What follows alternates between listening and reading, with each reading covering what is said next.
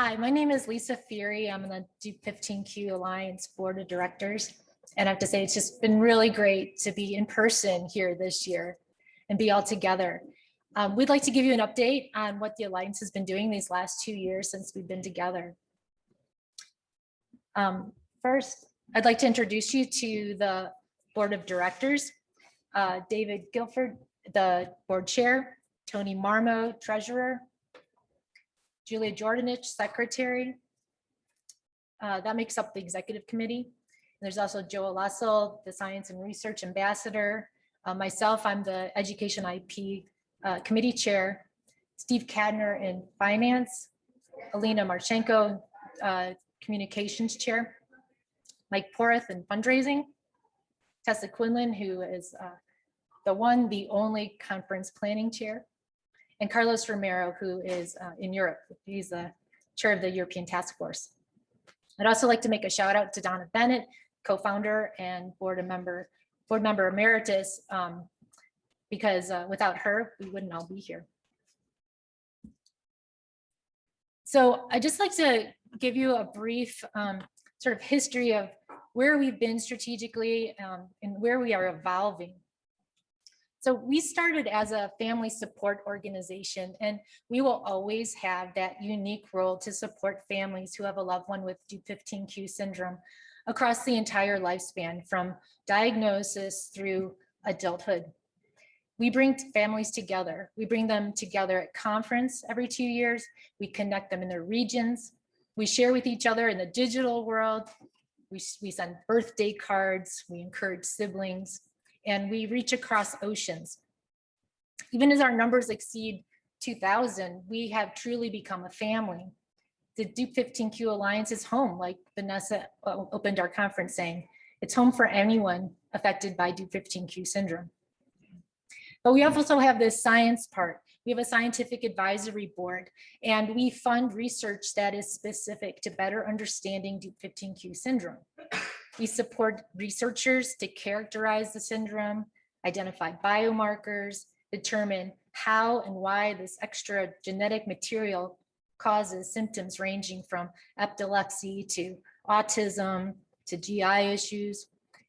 We hold scientific conferences every year. We invest $200,000 a year in this important and fundamental research. And then marrying the family support and the science, we developed the Dup15q Clinical Network, which supported families with a team of clinicians knowledgeable about this syndrome. This was a logical marriage because it provides a place for our families to get the answers that they needed. Clinicians too became more knowledgeable as they saw more patients and shared information. It was a virtuous circle. It turns out that our cousins with Angelman syndrome set up a similar network of clinics, and that it was logical for clinicians to understand the impact of too much and too little genetic material in that critical region of the 15th chromosome. So we merged the two clinical networks, along with our registry, which we call the Ladder database. So now we have twice the number of locations for families to access, and an ever more robust way to collect data that is of interest to clinicians, researchers, and importantly, to biotechs and pharmaceutical companies to collaborate and develop therapeutics which can help our dupers. So here's the next logical step. And many rare disease organizations are doing it this way too. It's to raise money to leverage the huge scientific advances in technologies like CRISPR and other tools to develop targeted therapeutics and therapies which will measurably improve the lives of those with Dup15q syndrome. And so we have updated our mission and vision to reflect this additional focus. And I'll read it just in case people are listening in the live stream. The new mission is, we'll empower individuals living with Dup15q syndrome and other related rare diseases to reach their full potential by advancing breakthrough research and life-changing therapeutic treatments, supporting families, and promoting advocacy. And our ultimate goal, and the ultimate goal of everyone in this room, is to enable Dup15q individuals to thrive. Since our last conference, our membership has grown by about 100 per year.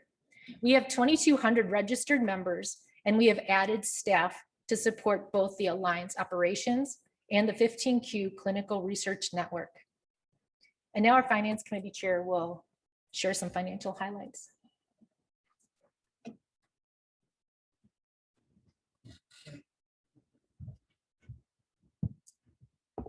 So my name is Tony Marmo. I'm the chair of the Finance Committee and the treasurer, and I wanted to report our financial results from the last time we met, which was 2019, our last conference. So the 2019 numbers are actuals, and the 2021s are budget, since we're only halfway through the year. As you can see, our income in 2019 was $558,899. It grew over the past 2 years by 39% to budgeted $776,850. Our expenses in 2019 were just below $600,000 at $599,380. And they've actually declined over the past 2 years by 6% to a budgeted $562,183. Just some side comments. Historically, during conference years, we often have to tap into our reserves to cover the difference between the cost to run a conference and the money raised for it. You'll notice in the 21 budget, that's not the case. And that's 2 reasons in part because of the fundraising growth we've had over the last couple of years, as well as the CCI grant, which went towards the expenses of this conference. So to summarize, fiscally, the Dup15q Alliance is a strong and growing organization. Thank you.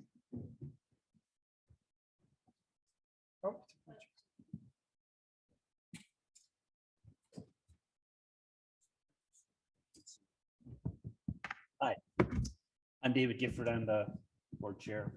So I just want to go through a couple slides. There's some important information in these, so pay attention. There'll be a quiz. All right. Next slide. Do I do it? Oh, God, I have to do IT stuff. The big star. That one. All right. As was mentioned before, we have built and continue to build clinical networks. So this slide just, I know you can't read it all, but let me summarize real quickly. We have clinics in the US in 12 states, and there's clinics that we associate with in 4 different countries, including the Netherlands, Israel, Argentina, and Canada. So why is this important? Because even though the clinics are similar in the services they provide, it gives us an extended reach of input for the things that affect our dupers. So this is really, really a positive thing. I'm not going to read all the clinics. If you go on the website, the list is pretty much up to date, but we continue to grow the number of clinics that we have. I got to do this again. So I just mentioned that we have a global network of clinics that support our families, our Dup families. It was mentioned that our annual research investment went from 125,000 to 200,000, and we continue to grow that. Excuse me.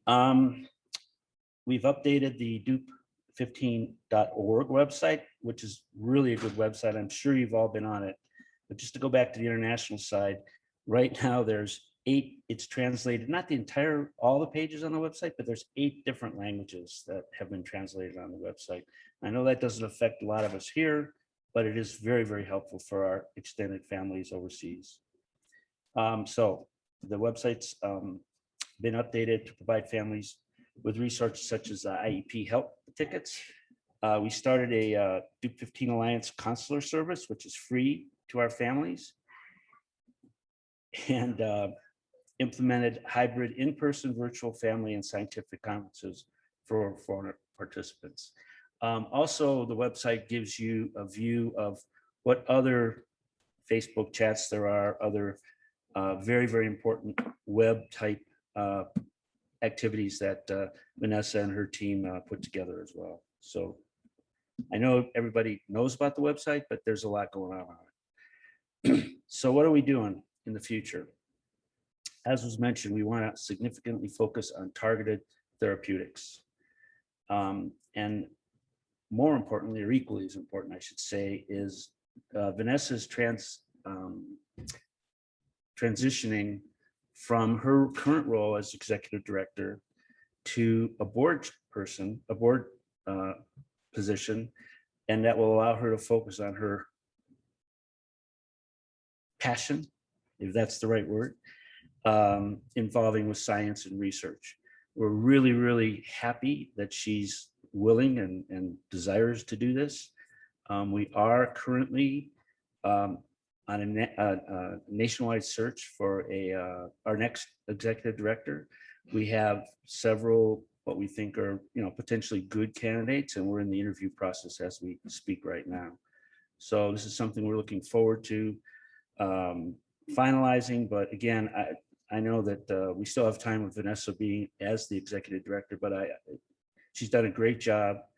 One of the only good things I've been involved with on the board was being involved with her selection. So I'm really, really glad she's been with us, and I'm really glad she's going to stay with us. So, and as the last bullet notes in the next slide will show as well, we are looking for additional board of director members.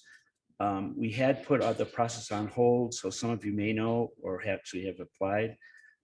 Please, we are looking for some targeted individuals. As you can read, pharma, biotech, fundraising, finance. Pardon me? Oh, I didn't do it. Okay. There you go. IT is not my middle name. At any rate, we are looking for board members with some specific backgrounds. And if you don't have these, or if you know people that do, please let us know. If there is an application process on the website. It's pretty straightforward. You can fill out a few questions and then you can attach a resume. Please direct anybody that you might know that might be interested in being on the board. And if there's any questions, I'm happy to answer whatever I can. My email is at the bottom there, david.gifford@dup15q.org. I think it's probably also listed on the website. So anyway, that's the presentation. We didn't want to drag it on too long. I know everybody have a lot of important sessions to attend, but we thought it was important that we would at least bring you up to date. This is really the only opportunity we have to see people face to face every other year. So anyway, that's where we stand. So if there's any questions, the board's here. Either we can do it now, or as you see us walking around the hallways over the next day. So anything? Perfect. I love this audience. All right, thanks a lot, folks, and back at it. All right, go for it.